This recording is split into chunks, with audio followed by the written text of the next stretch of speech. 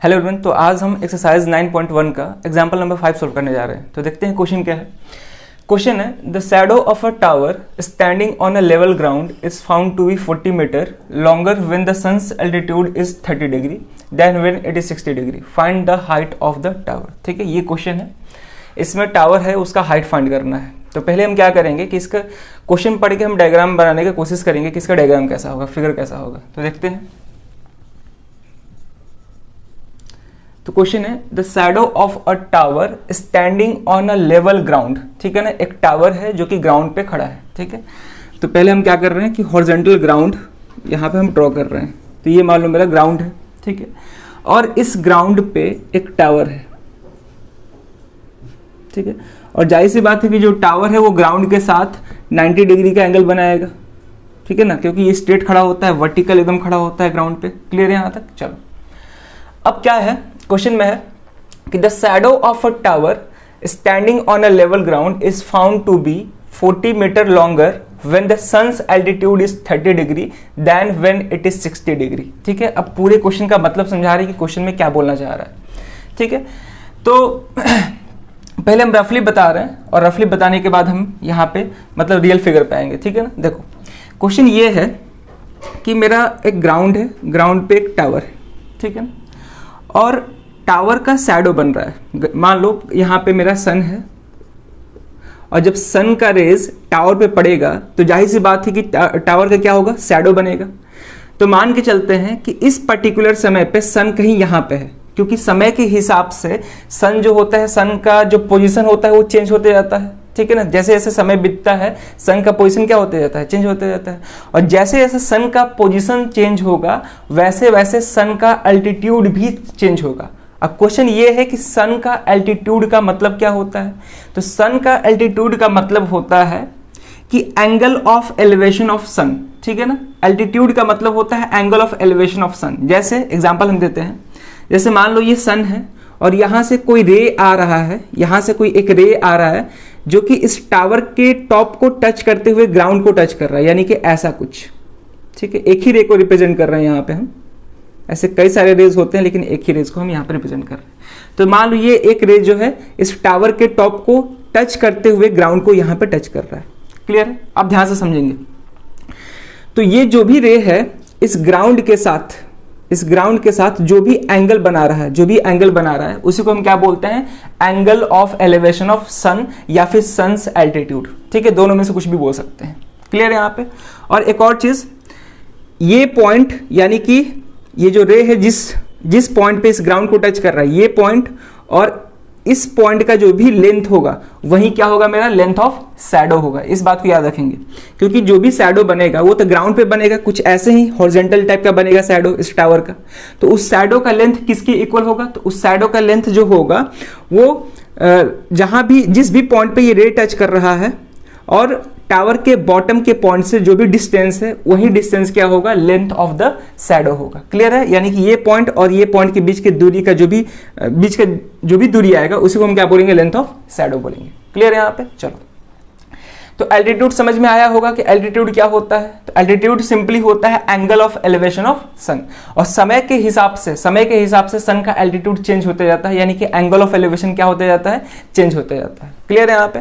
और एक चीज और ध्यान में रखेंगे कि angle of elevation of sun जितना ज्यादा होगा लेंथ ऑफ शैडो उतना कम होगा। हम क्या बोले, ध्यान से समझेंगे। एंगल ऑफ एलिवेशन ऑफ सन या फिर सन्स एल्टीट्यूड जितना ज्यादा होगा लेंथ ऑफ शैडो उतना कम होगा। क्लियर है? और जस्ट वैसे ही अगर एंगल ऑफ एलिवेशन कम है तो लेंथ ऑफ शैडो ज्यादा होगा। यानी कि हम बोल सकते हैं कि जो मेरा लेंथ ऑफ शैडो होता है, लेंथ ऑफ शैडो जो होता है वो इनवर्सली प्रोपोर्शनल होता है angle of elevation of sun, angle of elevation of sun. ठीक है, इस बात को याद रखेंगे। Angle of elevation of sun जितना ज्यादा लेंथ ऑफ शैडो उतना कम। इनवर्सली में क्या होता है, एक अगर बढ़ाएंगे तो दूसरा क्या होता है, घटता है। तो जस्ट वैसे ही angle of elevation of sun जितना कम लेंथ ऑफ शैडो उतना ज्यादा, इनवर्सली का रिलेशन।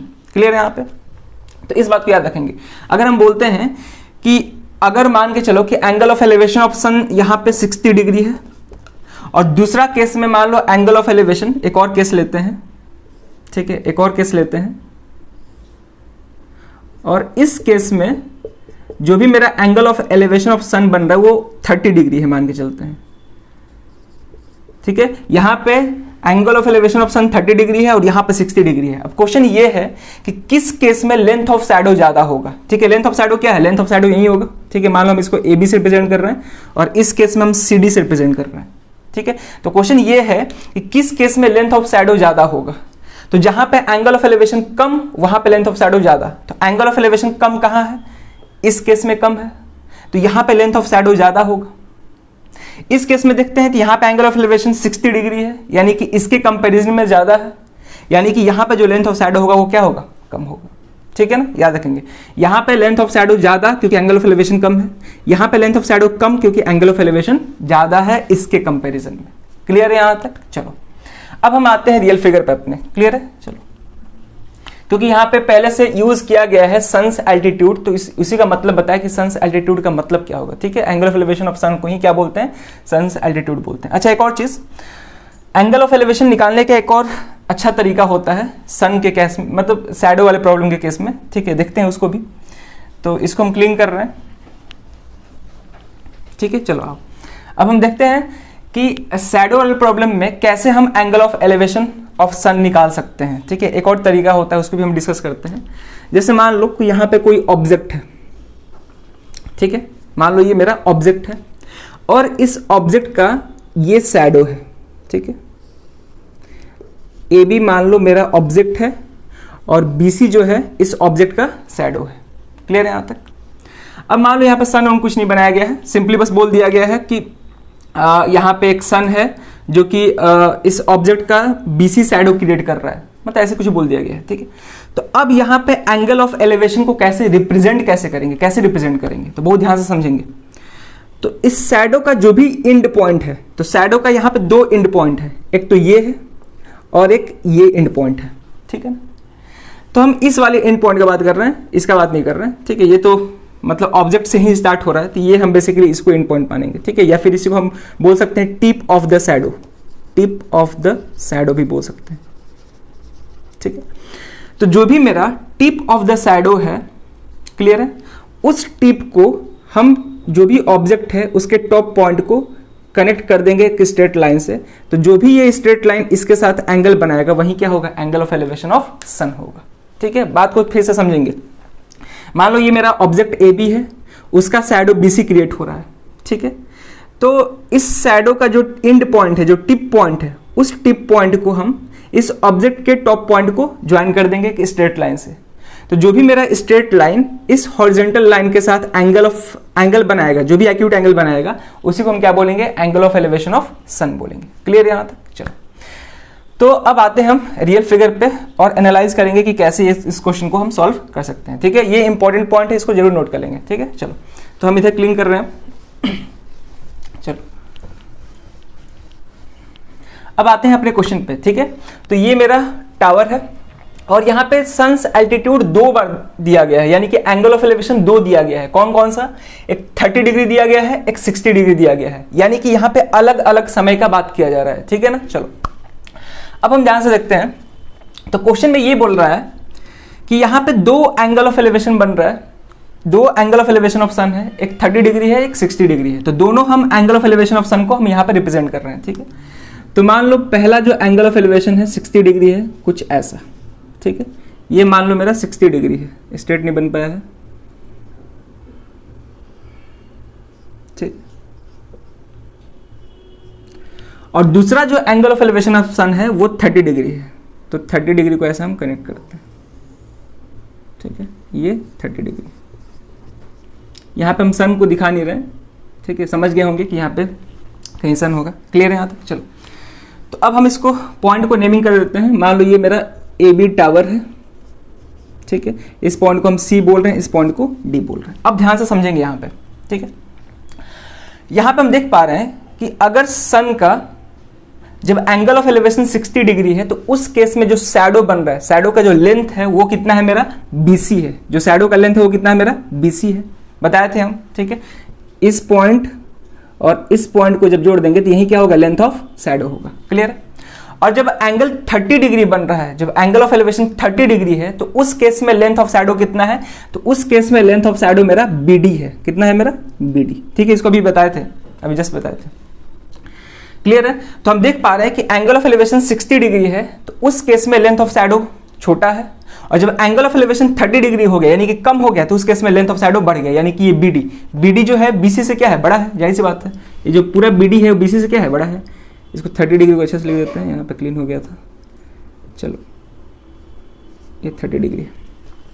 अब क्वेश्चन में क्या है, क्वेश्चन है कि find the height of tower, ठीक है। टावर का हाइट निकालना है। और एक और चीज, क्वेश्चन में एक और चीज दिया गया है कि जब एंगल ऑफ एलिवेशन 30 डिग्री है, तो उस केस में जो भी लेंथ ऑफ शैडो आ रहा है वो 60 डिग्री के कंपैरिजन में 40 मीटर ज्यादा है, ठीक है। फिर से समझेंगे बात को।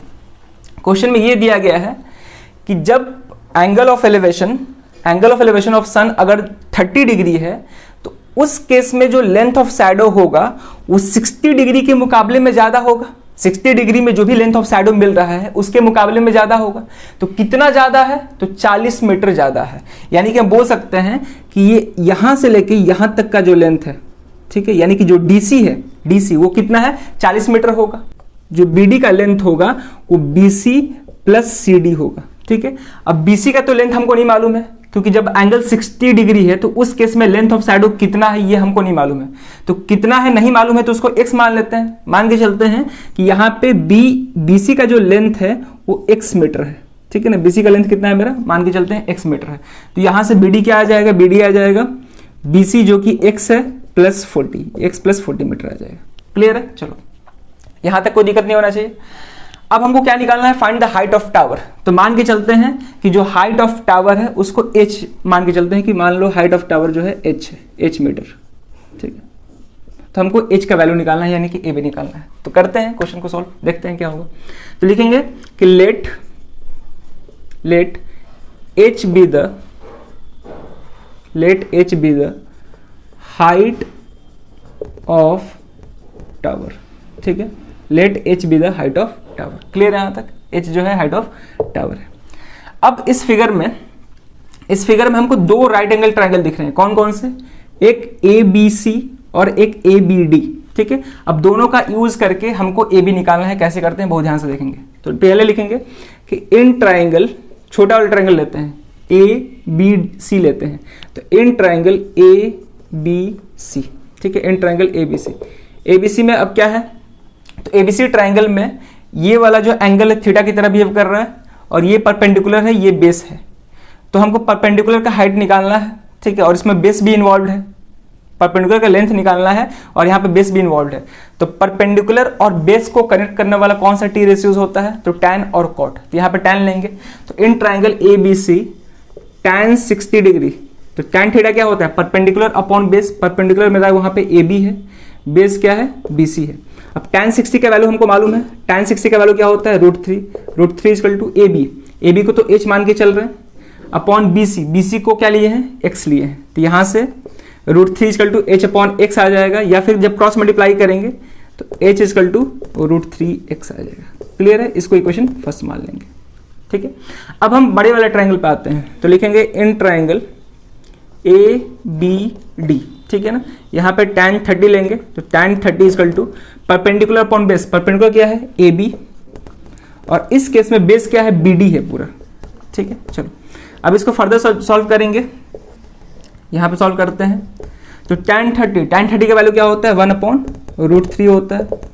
AB जो कि h मीटर है, डिवाइड बाई BD को हम BC प्लस CD लिख सकते हैं। BD को क्या लिख सकते हैं, BC प्लस CD।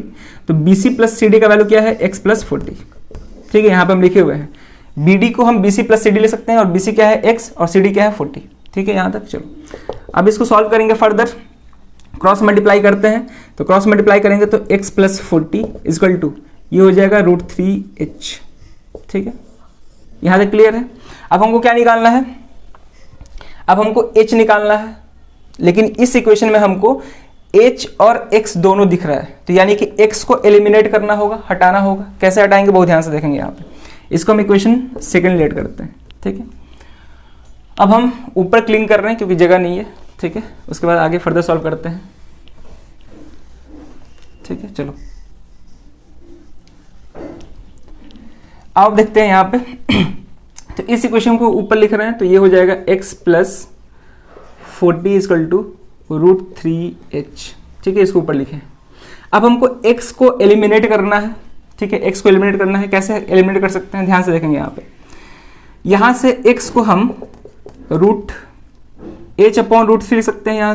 यहाँ से x को h/√3 को उधर भेजेंगे तो डिवाइड हो जाएगा, ठीक है। तो x बराबर क्या हो जाएगा, h/√3।